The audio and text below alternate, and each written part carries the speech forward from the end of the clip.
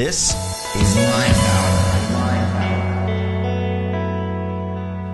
Hi there, I'm Bryce L. Tomlinson from New Depth Media, and today I'm going to show you a review of the Logitech K800 wireless illuminated keyboard. Now, for a long time they didn't make wireless illuminated keyboards because, well, they take a lot of juice to stay illuminated. But this one is particularly special. The battery technology has improved tremendously over the last few years, and today we have wireless keyboards that take almost no extra space. There really isn't any more bulk to this than my last keyboard. I think it's a little bit smaller than my last keyboard. Remember, I told you that I would be buying a Logitech, and that is because I like their feel of their keys. This particular keyboard, if you see, it's got kind of rounded edges on the keys, and it makes them really, really pleasing to the touch. They still have kind of a texture to them. Remember, I talked in my last video about there is no separation between the keys on the other keyboard that I got, and that's the reason why I would not stick with it and why I returned it. And this one has nice separations. As you can see, the cursor keys are separated. They're in a separate group from the rest of everything. You have the home and page up, page down, and the numeric keypad over here is it's entirely separate. The function keys are grouped in 4s, which makes it easy for you to just by touch figure out, okay, it's 4, 8, 12, so on and so forth. It also comes with the unifying Logitech Bluetooth adapter for USB, and this is tremendously small, as you see. I can't really kind of zoom in that much with this, but it doesn't take up much space. It'll fit in any USB port, so it's really going to help you out. This is also Mac compatible, even though you have the weird Windows key here, but it will work on a Mac. Here's something that's really cool about this kit. First off, it uses one of the standard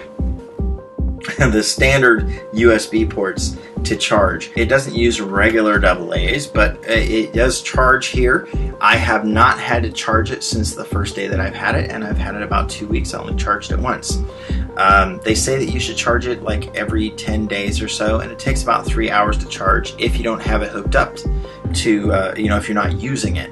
However, if you're using it, you can still charge it through the USB, and it only takes about 5 hours to charge it, and it still stays illuminated. By the way, this illumination is really good, okay? First off, we use this in the dark to watch movies, and this is kind of our home entertainment center, as I've said before in my videos. But check this out, okay? If I let this thing sit long enough, it goes dark, right? But watch, if I put my hand close to the pad, it lights up, okay? It's this metal sensor. This whole sensor bar down here is all sensitive to your, I guess, electrostatic charge that comes off of you. Anyway, it knows when you're near, and it lights up, so you don't even have to touch it before it lights up. It also has an on-off switch, so if you want to conserve the batteries, I gotta tell you, like I said, I've had it for 2 weeks. I haven't turned it off. I mean, I may have turned it off like once the first day, out of concern, but really, I mean, it's still got 1 bar on the battery, and it's been a couple of weeks. It has very standard function keys. It has the multimedia, the volume keys over here. Let's see if I can get that in frame over here. And I like that very much. They're easy to spot, and of course, it lights up in the dark. Ding, ding, ding. Volume up, volume down, mute. That's kind of important. It also has a brightness adjustment right here. So you just hold down the function key, and then you have the brightness up and the brightness down. So you can bring the brightness up and the brightness down. I probably turned it off. Yes, I did. So let's see if I can do that. Turn it up and turn it down. So it's got several different levels, and it's probably not as bright as it normally would be, just because, well, like I said, I haven't charged it in a while. I love the feel of these. They have kind of a texture on the top. They're very rounded on the corners, but you can still feel the corners. There's a separation between them. So just feel typing by touch, it makes it a very good keyboard. These are smooth right here. These little pads in between, every place that's separated. This is another thing that I talked about with the separation between the keys and the keyboard itself. That way you know when you're reaching another key. This is another thing that they've done just to sort of separate the textures. You have a totally smooth texture, and then you have kind of a fine sandpaper type texture on these keys, and your fingers don't usually slide off. It doesn't take much pressure at all to push these keys down. They're very, very squishy. Very much, remember I was talking about the last keyboard that I had? They feel squishy. The keys themselves are hard plastic, but they're textured in a very soft finish, and you know, when you push it down, it's a very soft touch. That's really important to reduce stress for your typing. Also, this wrist pad, it's not removable. You know, of course, it's how it tells that your hand is near, so it lights up. And then, of course, you know, it goes totally dark when you're not touching it. Which means that if you're in a totally dark room, this will not be a good source of emergency light if you can't find it.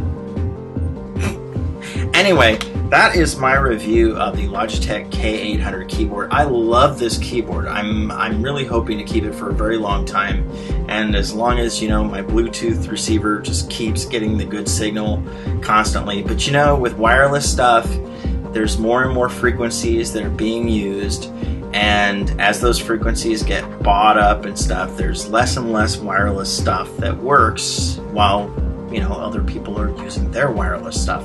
So you have to keep that in mind with wireless things. Eventually, I don't know, but I really hope that I get to use this keyboard for a long time, because I really like it a lot, and it's really reduced my hand stress considerably. I can't tell you enough about how great this keyboard feels to type on. It's not tremendously wide. In fact, I have a Mac keyboard right here that I will hold up next to it. This is the 10-key Mac keyboard. So as you can see, they're kind of very similar in size. Of course, the Mac keyboard is, you know, way, way thinner. Let's put them side by side here. So the Mac keyboard is way thinner. There we go. That's probably a better view. So as for my PC use, I love this keyboard. So, you know, keep rocking the Logitech keyboards, and Logitech keep coming out with these awesome wireless things. I've been looking for an illuminated keyboard because I type in the dark so much when, you know, we're just, you know, looking at Hulu movies and stuff. I really want to have something that's suitable for the home entertainment center, and this thing is just the perfect companion to my TV remote. Hey, if you like this video, please be sure to click the thumbs up button so that we know that you love us. And also, if you are interested in seeing more tutorials, how-tos, reviews, and unboxing videos on this channel, please be sure to subscribe, because I'll be doing this on a weekly basis for quite a while. God bless you, have a great week, and we'll see you next week on MindPower.